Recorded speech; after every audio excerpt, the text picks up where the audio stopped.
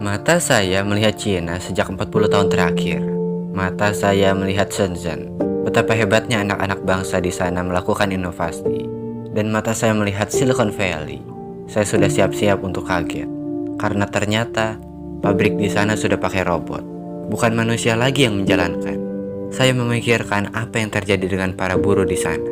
Benar deh, ini sungguh anomali. Rasanya 40 tahun lalu Cina adalah negara miskin. GDP-nya jauh di bawah Indonesia. Tapi kok bisa berubah begitu cepat ya? Oh lupa, 40 tahun lalu kan Cina sering main sama Amerika. Oh alah, belajar dari situ toh. Rupanya Cina ini niru apa yang Amerika lakukan di tahun 18 sampai 19. Dan muncullah sebuah julukan imitating country. Itu adalah julukan negara Cina dulu. Sekarang mungkin kita tak mendengar kata itu lagi karena Cina sudah menjadi innovating country. Kita tahu bahwa di tahun 18 sampai 19 di Amerika hanya 100 tahun saja ada ribuan penemuan di Amerika karena bebasnya mereka berkarya. Kita tahu itulah ciri khas liberal. Kita sudah bahas ini di video sebelum ini. Sekarang kita bahas lebih detail. 40 tahun lalu di Cina itu barang-barangnya atau produknya kebanyakan made in Amerika. Tetapi sekarang di Amerika kebanyakan produknya made in China. Kok bisa terbalik ya sekarang? Dan pertanyaan inilah yang banyak muncul pada kepala para analisis ekonomi. Apa jurusnya? Reverse engineer. Bahasa vulgarnya adalah menjiplak, meniru. Itu adalah hal yang luar biasa yang Cina lakukan di tahun 1990, di mana mereka mulai menyalip Amerika di tikungan dengan cantik. Lihat kulkas asing, jiplak. Lihat mobil asing, jiplak. Lihat gadget asing, jiplak. Apa aja mereka gaspol terus jiplak. Jangankan mata uang mereka palsukan, bulan saja mereka jiplak. Gila gak tuh? Tapi seperti inilah cara berjuang merebut kembali the world domination.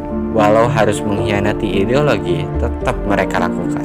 Ingat, Cina itu negara komunis, di mana kata kuncinya adalah propaganda. Tapi di Cina saja yang negara komunis yang mana dipenuhi dengan aturan, tetapi mengkiblat pada liberal yang menganut kebebasan, yaitu bebas berkarya, menjiplak, meniru, imitating, dan lain sebagainya.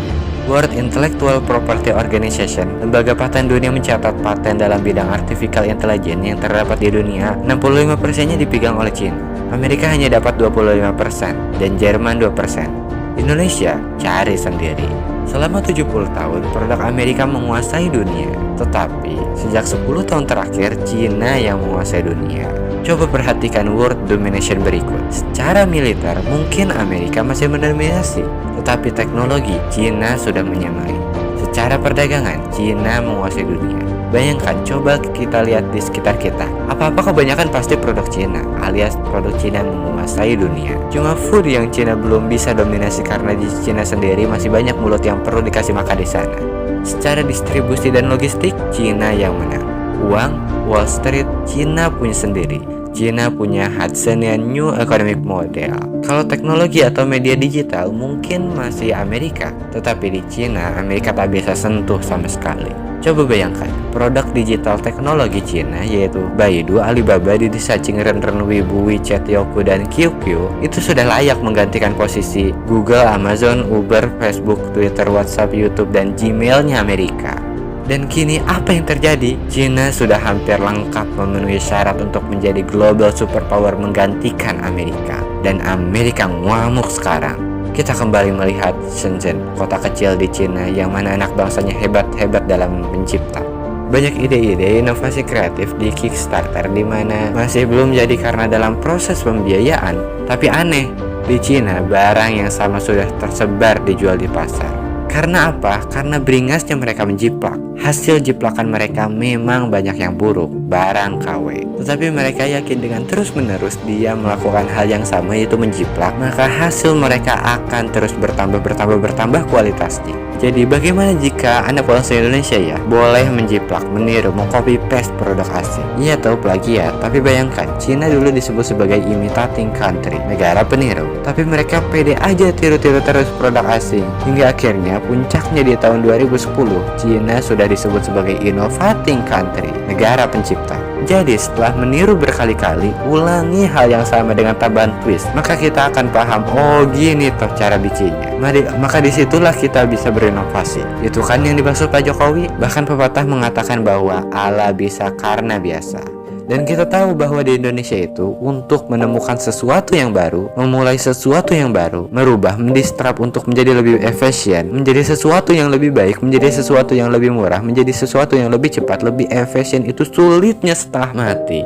Aturannya terlalu ketat, aturannya kaku, sulit untuk melahirkan inovasi di Indonesia. Jadi yuk bongkar semua aturan, izinkan anak bangsa, anak milenial mendistrap everything, menjadi lebih baik, menjadi baru, menjadi made in Indonesia. Dan sekali lagi, Cina dulu imitating country, negara peniru. Sekarang Cina adalah innovating country, negara pencipta. Seharusnya kita juga tiru apa yang Cina lakukan. Jiplak produk asing, gak perlu gengsi, gak perlu ditutupi. Karena dari ratusan kali kita menjiplak, ribuan kali kita meniru, kita bisa jadi bangsa penemu. Inilah kesempatan Indonesia di masa pandemi ini, di mana Cina dan Amerika lagi puncaknya perang dagang yang diawali dengan perang tarif dan dilanjutkan dengan perang currency kemarin dan berlanjut menjadi perang militer, yaitu perang biological warfare. Bener deh, ini sebenarnya kesempatan Indonesia untuk berdikari, berdiri di atas kaki sendiri. Mereka lagi gencar-gencarnya ngamuk. Cina ingin menguasai dunia, Amerika masih ingin terus menguasai dunia agar kekuasaannya tidak diambil oleh Cina. Persis seperti 01 versus 02. Tetapi kini lebih besar, pemainnya adalah negara superpower versus great power. Tetapi kita harus yakin bahwa Indonesia itu lebih besar dari mereka. Indonesia itu punya 260 juta manusia populasinya, punya sumber daya alam mineral yang banyak, punya tanah yang subur, punya pupuk vulkanik yang penuh dengan pupuk yang baik untuk tanaman, matahari bersinar terus, air di mana-mana, punya laut yang penuh dengan ikan, dan sayangnya sekali lagi air lautnya kita tawarkan. Apa buktinya?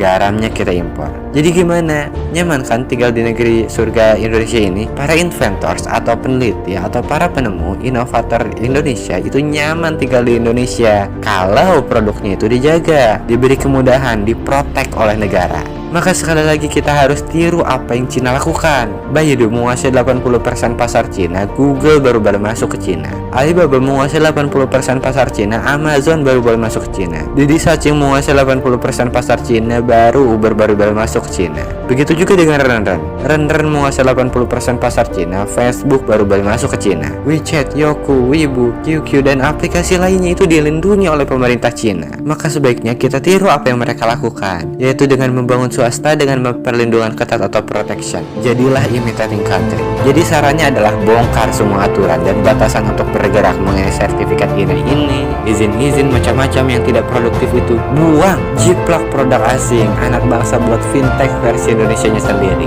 buat Google Indonesianya sendiri, buat WeChat, buat 6G, buat satelit sendiri, dan pastikan proyek tersebut dilindungi oleh negara. Google asing masuk diatur, Twitter asing diatur, semuanya yang asing-asing diatur, dan produk Indonesia diberi fasilitas penuh dengan kemudahan. Yakinlah 1-2 tahun ke depan Indonesia bisa menyalip di tikungan dengan cantik, sehingga pada tahun 2021-2022 di mana puncaknya mereka perang, Indonesia punya semuanya. Indonesia bisa menang, Indonesia menguasai dunia. Colong Grand Plan Cina yang ingin menguasai dunia, colong kekuasaan Amerika yang ingin berkuasa sampai 1000 tahun ke depan. Indonesia pemenangnya. Jadi bagaimana?